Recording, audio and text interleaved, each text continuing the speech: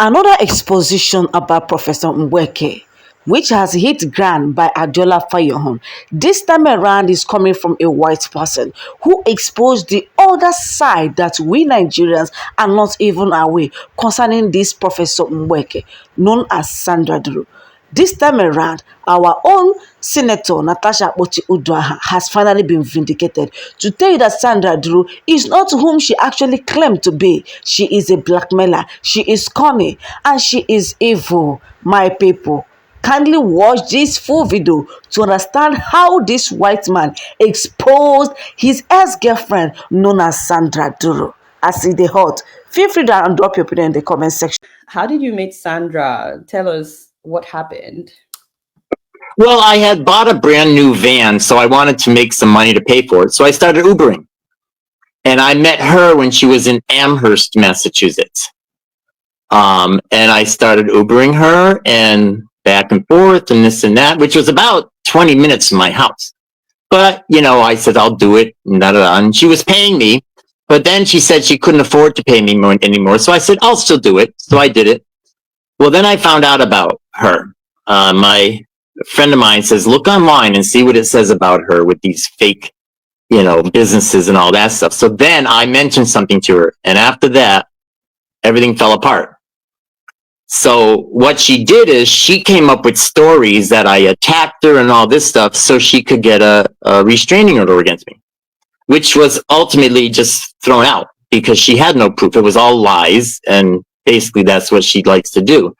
When I first met her and went to court, the court people gave me 2 documents with her using 2 different names. One was Sandra Duru Ilubi and one was Sandra C. Ilubi.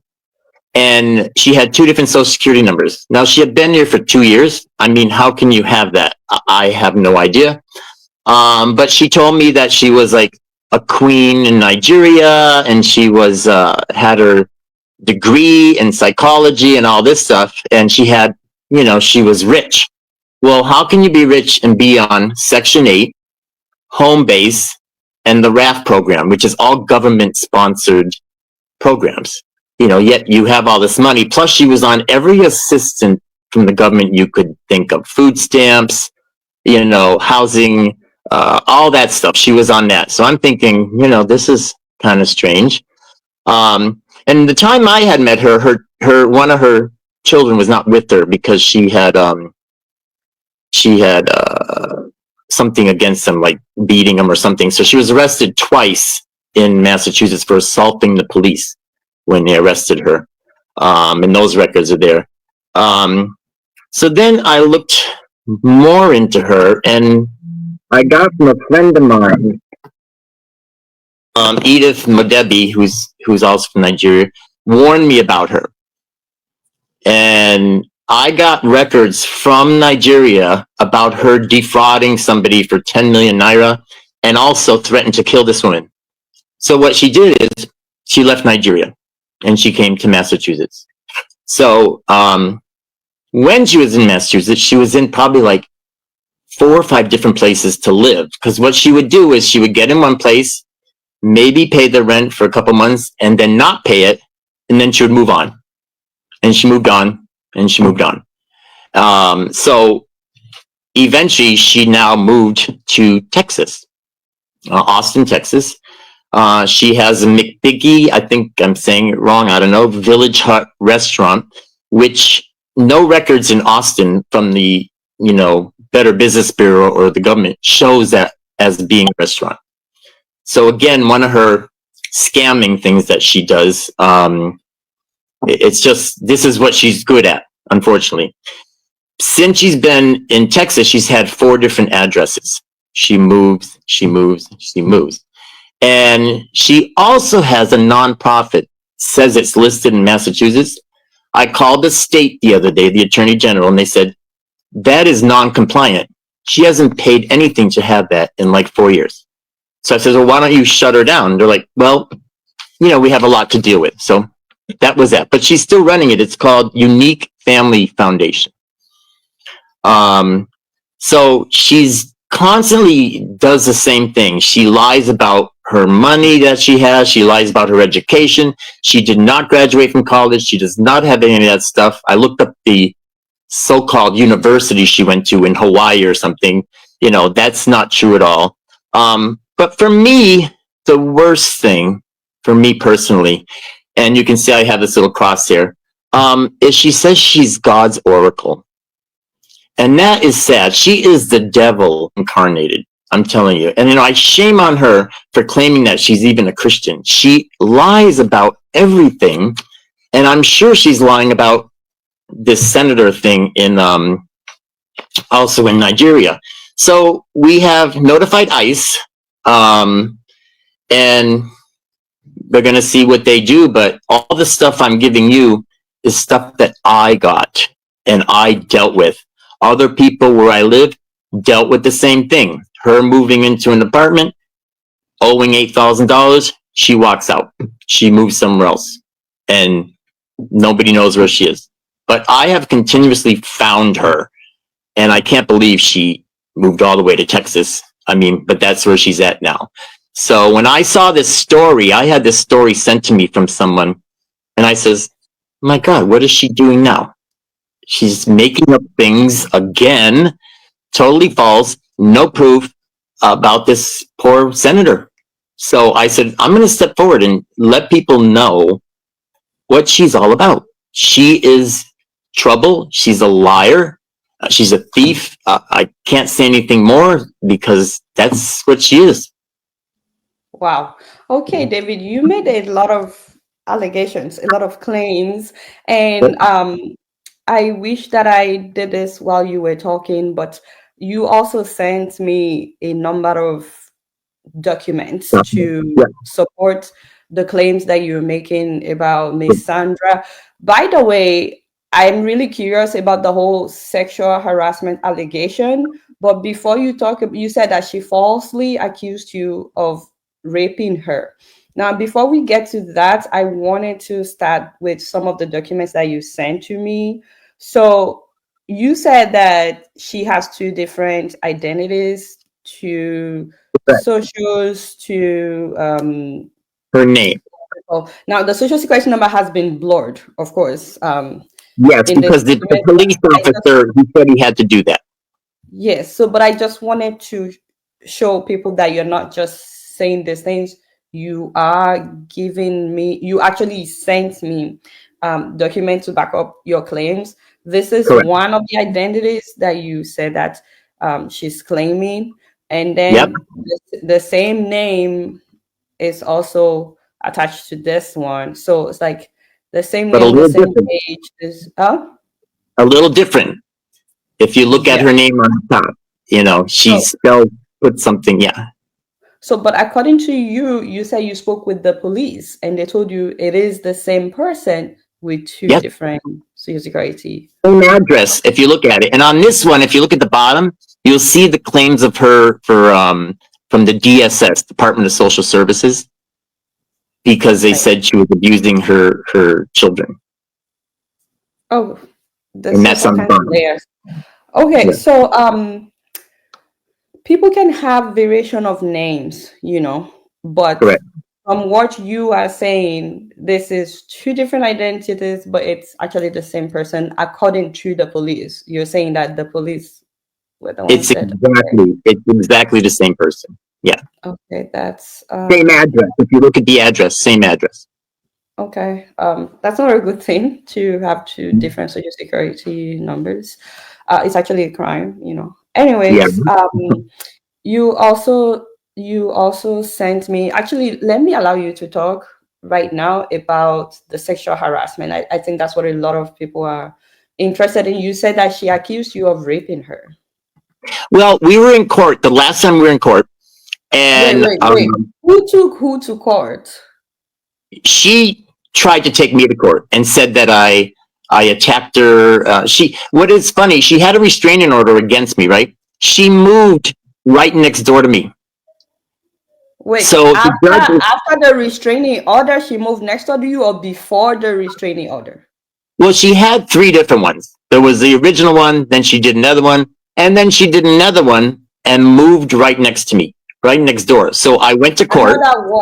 Another what? Three restraining orders?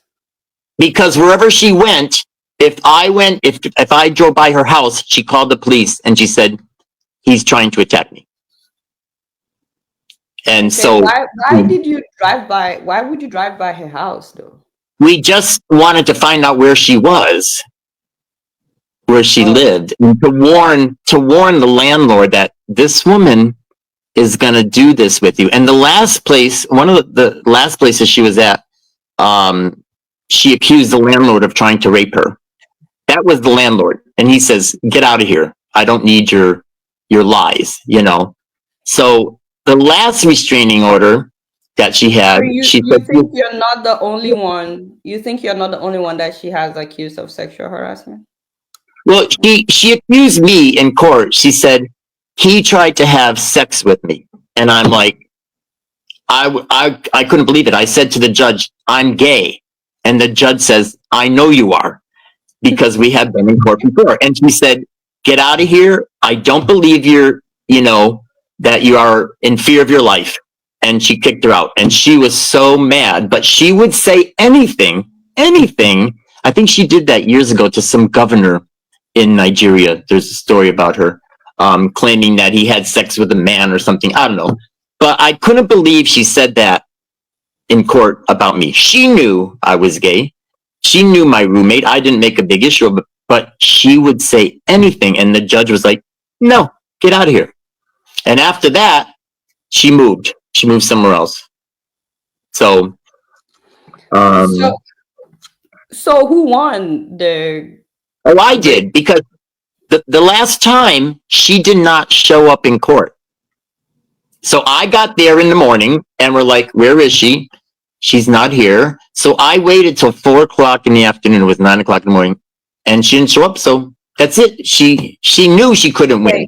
Help me understand it. She sued you, said you wanted to rape her, but she didn't show up in court for the hearing of her own harassment. Right. She didn't sue me. She brought another restrainer against me saying, you have to stay away from me.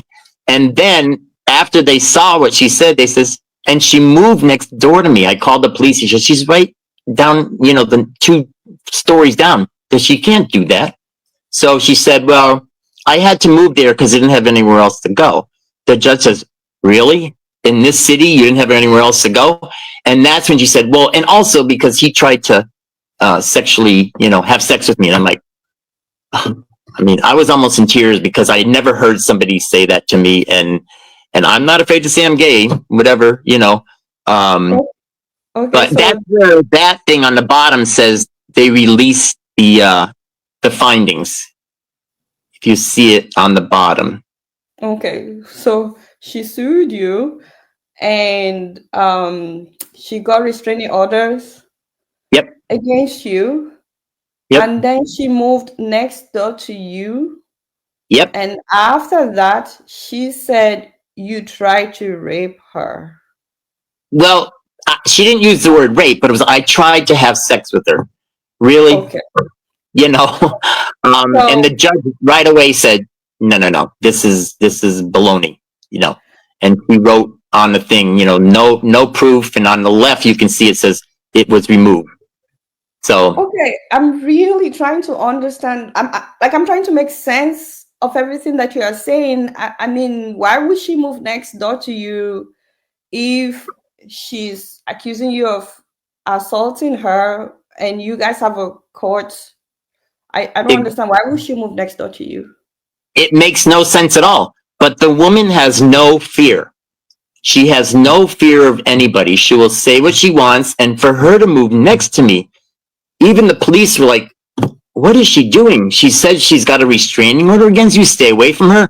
And she moves next to me. So I showed the judge where I live. And it was probably about 300 feet to where her apartment was. And you moved next to me? So I went to court the next day. And actually, the funny thing is, she happened to be there with a case with somebody else. She's had other cases in Massachusetts with other people, not just me. This is just what she did to me. And it was let go. She said, nope. And Sandra was outside on her phone screaming at somebody. She was so upset that she got caught in a lie. In a lie, basically, but that's what her specialty is, you know. Okay, speaking of her having other cases, you said she once assaulted a police officer. I mean, attacked a police officer. Yeah, suppose when I first met her, she said that the police came and took her daughter away, so she hit them. So she assaulted the police officer. That was in Amherst, Massachusetts, where she lived. And apparently another time she did it in Chicopee also, where I live. Is this document about her assaulting the police officer? Let me see if I can, I don't know if I can enlarge this. Criminal case, Sandra Duru. No, that's a different one. See the name on that? That's that Edith Modebi. Okay, she has. How did I send you that? That's Edith Modebi, and she had a thing against her too. She lived in her house when she first came here. Okay. And so that's the woman that eventually warned me about her. I didn't believe her at first, but let me tell you, when I found out, I was like, okay. When I started looking into things online and then hearing from people, then I knew this woman is really bad. So you also mentioned to me that she lived in 12 different apartments within 2 years. Yeah. And that she lived on welfare. That's different from the rhetoric that she repeats, that she's, you know, very well to do and so on. You want to expatiate on that, and how did you know all that? So the sense I'm getting is after you guys met and you drove her a number of times, you guys became friends, right? Yeah. Mainly I was friends with her kids. She didn't like to be seen with her kids. She would say, why don't you take my son for the day and go to the park or whatever? I said, okay, because the kid was like, wanted to get out of the house, which I found out why. She was, you know, abusing him. So, but she was never in any pictures with us. She never came to, like, when we had a Christmas party. Oh no, I'll just let my kid go. People thought that was strange. Why would you just let your kid go? But yeah, so I met her in Amherst, and then she got out of that apartment. She had to get out, and she went to homeless shelter, this really kind of dumpy place in Springfield, Massachusetts, which is near where I live. And I helped her move and all that stuff. And that's when I found out what she was all about. So then she started moving. And, you know, when she first moved, where I live, she lost her funding for Section 8 because of fraud, I guess. And then she moved to another place and she got something called Home Base. And she stayed there for about 1.5 years, $8,000 she owed. She walked out of the place. They never went after her. And that was another project. We call them projects, you know, very, very people without jobs and all that stuff. And then now I heard she's on called a RAFT program, which is, again, government assistance. She needs government assistance. She's got an education. She's got $2 million. Something's wrong with this picture. She will do this. I'm going to have you tell us how all this relates to the case of the senator. But what are we looking at? This is another document that you sent to me. Correct. That was when she had a case against me, and the judge's name is Vega. And that was one of the first cases. You can see on the top. See, Sandra C. Duru Alubi. So even there, she spells her name differently. It's longer. And the other two I gave you, she has Sandra Duru Alubi or Sandru C. Alubi. So she's very clever. She puts, you know, different things. And so some people watching this would say, how do all this relate with the case of the senator that is happening right now in Nigeria? For me, it's because I don't believe what she's saying about the senator. She lies about everything, and she has no credibility as far as I'm concerned. Everything she says has always been a lie, and after she does it, she does her damage, and she moves somewhere else. And so I would like to come forward and say, hey, this is what she does. She makes up stories. and she tries to get somebody in trouble. And so I said, I'm going to say something. I'm going to say something. I lived through that myself for a couple of years with her, and I wouldn't want anybody else to go through with that. And I'm very glad that you did get a hold of me about this, because I didn't know about it. I didn't know about it. So I want to thank you for that, you know. Wait, you didn't know about what? I didn't know about the senator case until somebody sent me a WhatsApp, that Edith Oh. Modebi. Oh, okay. She Okay. sent, and then I went on her MGBEKE. Is that the right way to say it? MGBEKE page. MGBEKE. Yeah, and she had all of a sudden supposedly these conversations she had, and the woman's a liar, and all this stuff talking about this senator, and I'm like, what the hell is going on? I said, no, there she goes again. There she goes again, and she lives in the United States. What you are saying is you believe that she has a pattern. She does this. Or let me just ask you, how would you describe her from your interactions with her? I think she's a sociopath. She's a psychopath. She's not right. And she believes what she says. And again, she believes that she's God's oracle. It's just a big front. She's sick.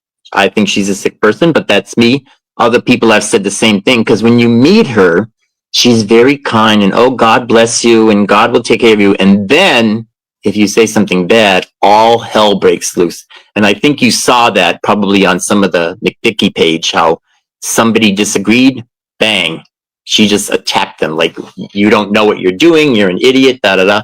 This is what she does. She does not like to get found out. That's why she kept on moving different locations, so they couldn't find her.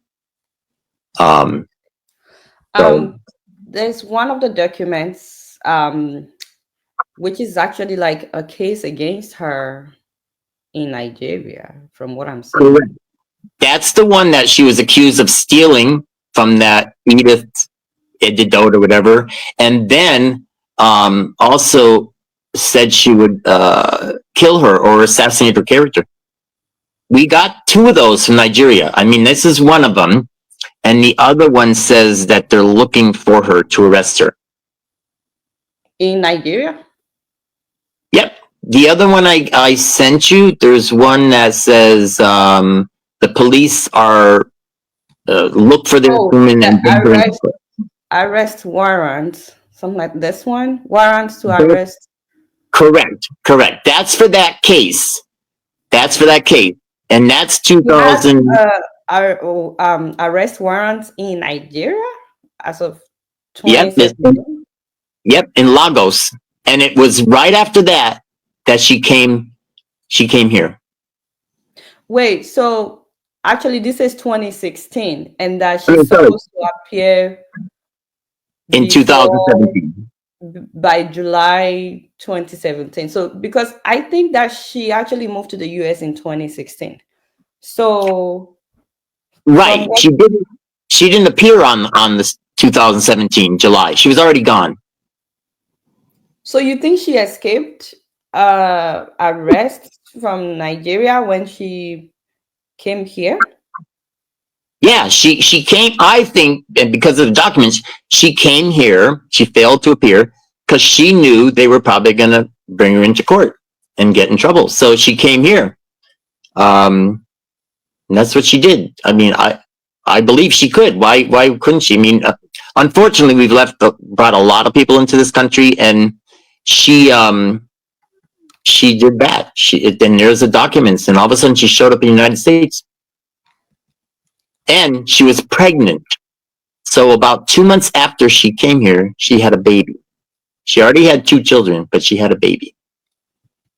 Okay, I mean, these are strong allegations, supported with documents that Miss Sandra was actually wanted for something in Nigeria when she came here in 2016. This is okay.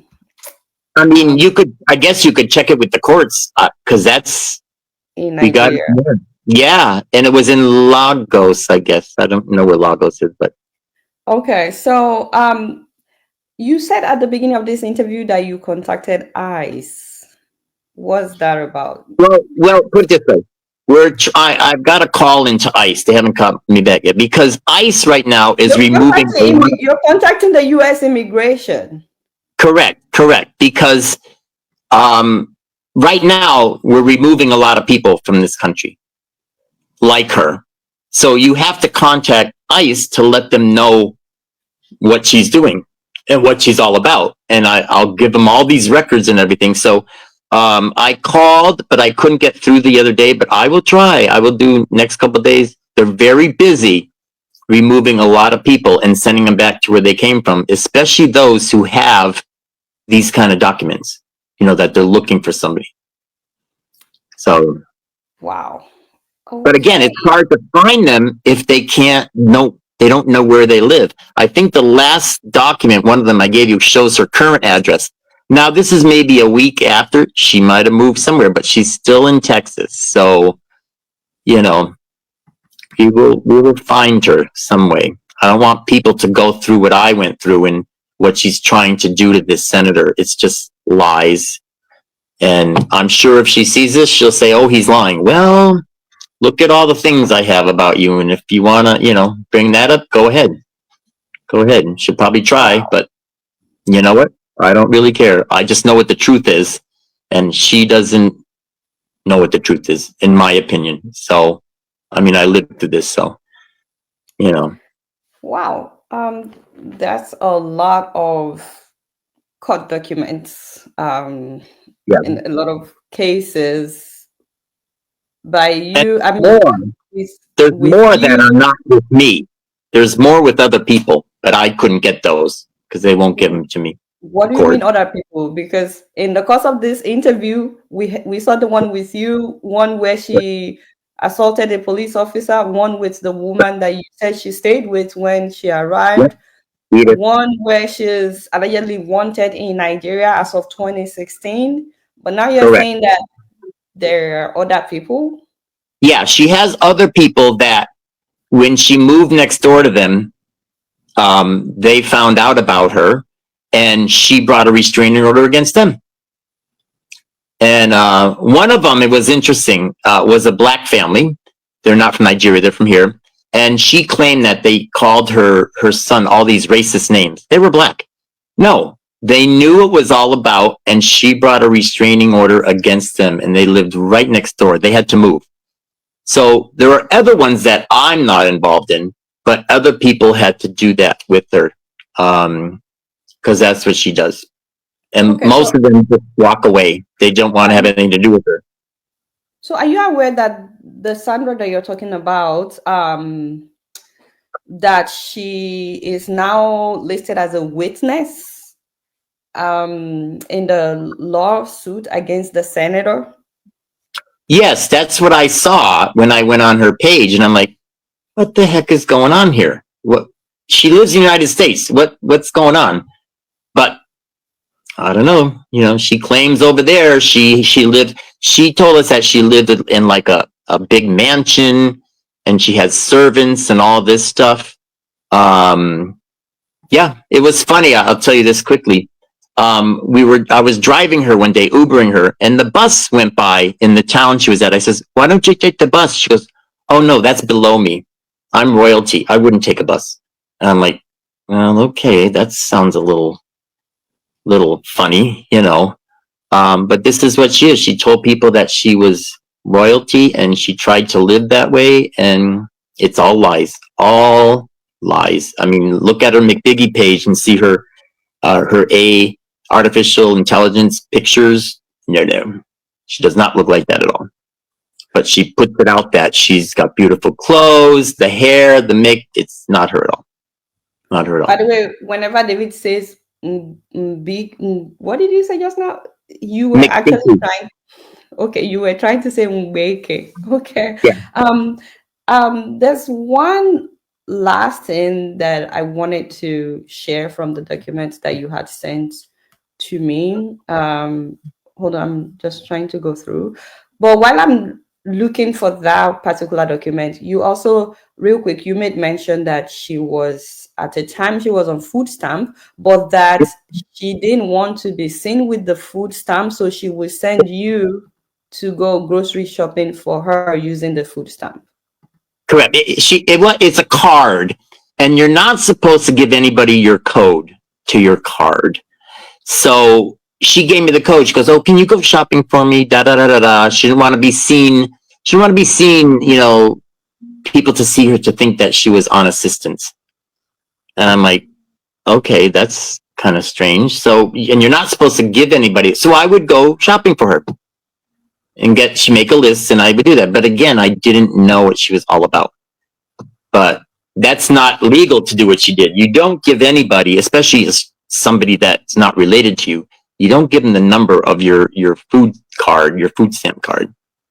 And then I used to bring her all the time to what they call the food kitchen, where you would get free food and everything. We'd go every week, a couple places, and she'd get free vegetables, free meat. It's called the soup kitchen over here. And it's where the people go that don't have a job and they don't have any money. Well, she took advantage of that, because they don't ask questions when you go there. They don't ask you if you have money, what you do. They just give you these things, you know. So just to be clear for people that may be watching, there's absolutely nothing wrong in living on food stamp or, you know, going to soup kitchens if you are genuinely in need. Correct. That's why you have them. That's why they give them to you, because you don't have the money to pay for food. So she knew all the government programs and she would take advantage of them. So, but what you are saying, David, is that she was taking advantage of those programs. It wasn't. Was she not working when you knew her? Was she not working? Nope. She never worked that I heard of. I found out she worked at McDonald's maybe for a week. And I went to the McDonald's and I talked to the guy. He says, "Oh yeah, she was only here for about a week, and then she tried to do things, so we got rid of her." But she wasn't working. David, why did you keep going everywhere she worked or everywhere she lived? Why did you keep going?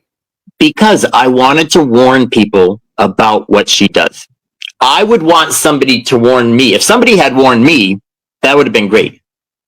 So she did not like the idea that people found out what she really did. And she was very upset that she tried to shut me up. And it's like, no, you're not going to do these people what you did to me. So that's why that's why I looked for her. I said, nope, I'm not, there's a saying, it's a famous saying that, it's good if then evil succeeds. There's a true saying. So if I say nothing and people say nothing, then they get away with it. And I'm like, nope, ain't gonna happen with me. You told me before this interview, you said that she screwed you up and you want to make sure that she doesn't screw up others. So basically, that's what you do. Yeah. Okay, so the last thing that I just want to pull up for people to see before I let you go is that you had posted something on Facebook at a time, and someone replied, but also Sandra also replied. And I'm just putting up her response just for people to see that she knows you, so that they won't. Because if tomorrow she says that, I don't know who that is, he made up everything. This was, I don't know what year this was, but she had written, David Rosinski, the Uber driver, is frustrated with his girlfriend, Edith. So this was her comment on that, something that you had written and she didn't agree with. But I'm only putting this up as a confirmation based on what you had said and based on the documents that you sent to me, that she knows who you are. So yeah, she knew Edith. Edith is the woman that she came here first and lived with, and then Edith warned me about her. Yeah, and Edith came to court with me, so she hated Edith. So she's trying to make up this story like Edith is my girlfriend, really? And you see what she put, I mean, it doesn't matter. She'll lie about anything, anytime. And, Okay. you know, Thank you so much, David. Is there anything that I didn't ask that you want to talk about? I don't know if this could be of help for the Nigerian government and if they are, investigating her, because yep, now the same Nigerian government is listing her as a witness. The Nigerian correct. government that should be investigating her based on all the allegations that you came up with today. The same government is listing her as a witness, but at least you're doing your bit in putting it out there for the people. Yeah, So, yeah. I mean, she's so, not very credible. She's not credible. So I hope they look at that and say, she lies. She lies. So, so you is know, there anything that I didn't ask that you would like to say before I let you no. go? I mean, thank you for getting a hold of me, be able to do this. I appreciate it. I'm glad to speak out against people like her because she'll keep on doing it. And I don't want to see that. All right. Thank you so much, David. Thank you so much, everybody that joined. People have asked a lot of questions. I normally did not take any questions. I don't want it to get rowdy, but I will take this Right. one from Precious. Please Okay. ask him if other victims in Massachusetts would be willing to share their painful ordeal with Scamdra. I don't There we go. know. Oh, I guess Sandra is who she wrote as Scamdra. I love that. I love that. There was a guy who was her landlord when she was in Amherst, and I got a hold of him after she did this, and he said, I want nothing to do with her. So this is the problem. Some of those people, they don't want to say anything. They were scared of her. I'm not as scared of her. Edith is the one who would probably tell you, and I think I sent you Edith's number or, finding her on Facebook, because she knows of things, but other people just wanted her out of their life. She made it so miserable. They says, I don't care. I don't care. I don't want to deal with her. But I'm like, well, she keeps on doing it to people. So there were other victims. Yeah. I see. So maybe those other people will share their story maybe on their pages or something. I'm not sure. But thank you so much, David.